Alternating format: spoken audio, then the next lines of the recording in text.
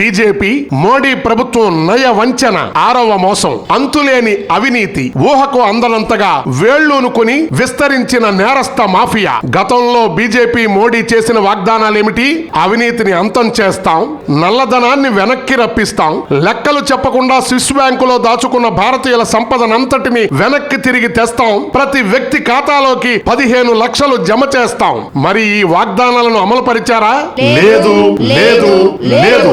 మన పక్క రాష్ట్రం కర్ణాటకలో ఒక కాంట్రాక్టరు 40% కమిషను బీజేపీ నాయకులు అడుగుతున్నారని ఒక లెటర్ రాసి అది నేను ఇవ్వలేనని చెప్పి ఆత్మహత్య చేసుకున్నాడు. ఎంత ఘోరం, ఎంత దారుణం. విజయ్ మాల్యా, నీరవ్ మోదీ, లలిత్ మోదీ ఇలా పెద్ద మనుషులు 46 మంది బ్యాంకుల్లో అప్పులు తీసుకుని ఎగ్గొట్టిన సొమ్ము అక్షరాల 10 లక్షల కోట్ల రూపాయలు. మోడీ ప్రభుత్వం ఈ 46 మందికి ఈ యొక్క అప్పులను మాఫీ చేసింది. సామాన్యుడు 1,00,000 రూపాయలు అప్పు తీసుకుంటే ఇంటిని జప్తు చేస్తారే బ్యాంకుల వారు, మరి వీళ్ళందరి సొమ్ము జప్తు చేయకుండా మాఫీ ఎందుకు చేశారు? ప్రపంచంలోనే అతి పెద్ద అవినీతి స్కామ్ చట్టం చేసి మరి క్విడ్ ప్రోకోకు పాల్పడ్డ ఎలక్టోరల్ బాండ్లు. బీజేపీ మోడీ ప్రభుత్వం 8,500 కోట్ల రూపాయలను ఎలక్టోరల్ బాండ్లలో అవినీతిని చేసింది. బీజేపీ మోడీ ప్రభుత్వం 8,500 కోట్ల రూపాయలను ఎలక్టోరల్ బాండ్ల ద్వారా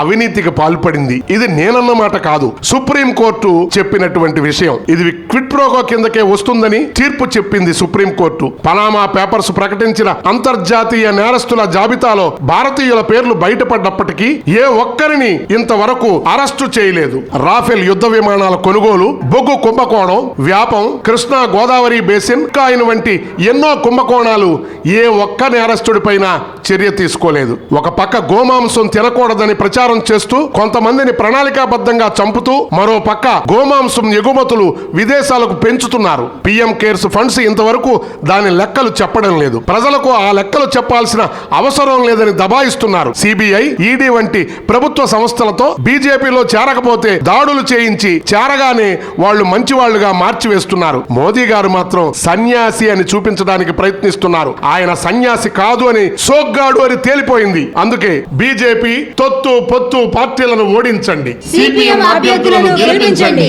ఇండియా వేదిక అభ్యర్థులను గెలిపించండి.